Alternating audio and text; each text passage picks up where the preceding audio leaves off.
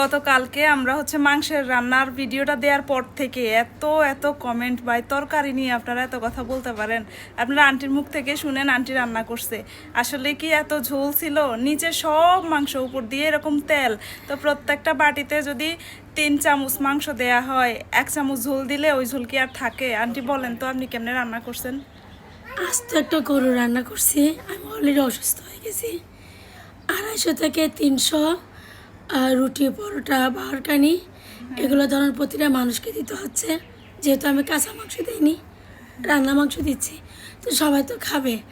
আর আপনারা যতটুকু ঝোল দেখছেন আসলে অতটুকু ঝোল না, এটা এমনি সবগুলো তেল, চর্বি এই ধরনের।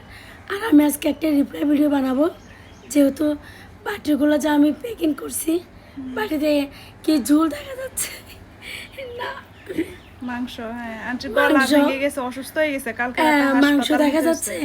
ওটা আপনারা আমার পেজে গেলে দেখতে পারবেন, হ্যাঁ হ্যাঁ জেসমিন ব্লগে। প্লিজ আপনারা সবাই দেখবেন, আমার রিপ্লাই ভিডিওটা দেখবেন। আর আমি এই এক হাতে রান্না করছি। আরো বলে না, সবাই নতুন কোরবানি করতেছে মনে হয়, ওটা বলেন না। আমরা সারা বছর আমি আস্ত গরু কোরবানি দেই, বছর না মানে বছরে একবার যেটা করে আর কি, প্রত্যেক বছর আর কি। তো আমি বড় হাঁড়িতে রান্না করি, ওই জন্য 40 কেজি মাংস। তো এবছর নিচের পরিবেশটা ভালো ছিল না, একদিকে বৃষ্টি, পানি, কেউ বুড়ি পরিষ্কার করে, কেউ মাংস কোপাচ্ছে, এই জন্য আমি বাসায় রান্না করছি। আর আপনারা অসুস্থ হয়ে গেছে আন্টি, গলা ব্যথা হয়ে গেছে। আর আপনারা মনে করতেছেন যে ঝোল ঝোল না। আমি রিপ্লাই ভিডিও করব, দেখার পর তারপর আপনারা বলবেন যে আসলে ঝোল দিছি কি দিছি না। আর ঝোল দেয় না যে তা না, দিছি, রুটির তো খেতে হবে।